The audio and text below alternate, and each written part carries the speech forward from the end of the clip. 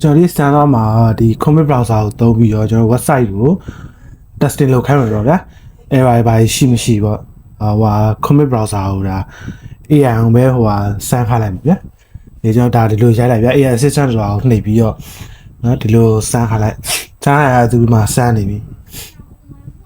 အဲ့မှာသူဝင်ကြည့်နေပြီသူတကူတခုကျွန်တော်ဘာလို့ဆရာမလဲကျွန်တော်ဒီတိုင်းပဲထိုင်ကြည့်နေအောင်ပဲ okay ဒီမှာသူအကုန်လုံးဝင်ကြည့်နေဗျာ okay ဒါတော်တော်သုံးဝင်ကျွန်တော်တို့ website ကျွန်တော်တို့လုပ်ထားတဲ့ website ပါဆိုရင်ဒါစမ်းခိုင်းလို့ရတာဗျာကိုယ်တိုင်မစမ်းရှင်ဒီလိုမျိုးဟိုသူ prompt ရိုက်ထည့်ပြီးတော့ဒါကို easy ပဲထိုင်ကြည့်အောင်ပဲဒါဆိုသူမှဝင်နေပြီသူ page လိုက်ဝင်နေ okay ဒီမှာဝင်နေeasy ပဲကျွန်တော်ထိုင်ကြည့်နေအောင်ပဲ okay ဒီမှာဒီ live ဝင်နေပြီ okay page တော်များလောက်လောက်တယ် okay ဒီ page က error တက်သွားပြီပါ we are sorry the error has occurred okay ခုန page တစ်ခုက error တက်သွားပြီကျန် page ရအောင်ဆက်ပြည့်တယ်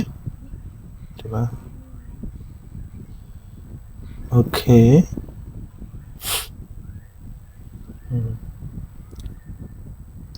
ကျွန်တော်ထိုင်ကြည့်နေပါဘာမှလုပ်စားမလို့အဲဒီမှာသူ page ရဲ့ detail ပါသူဝင်ကြည့်တယ်ဒါကကျွန်တော် short တော့ကိုစမ်းထားဗျာတက်ပါဒီစကျွန်တော်ဘာလုပ်စားမလို့သူမှသူအရင်ကလုပ်တယ်ကျွန်တော်ထိုင်ကြည့်အောင်ပဲပြီးသူ report ပေးလိမ့်မယ်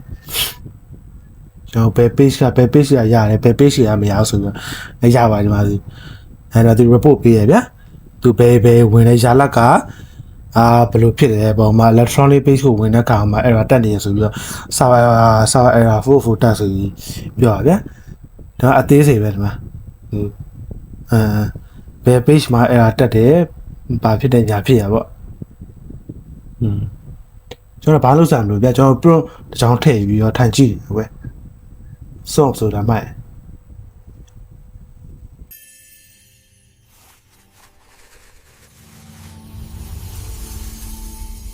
Thanks for watching.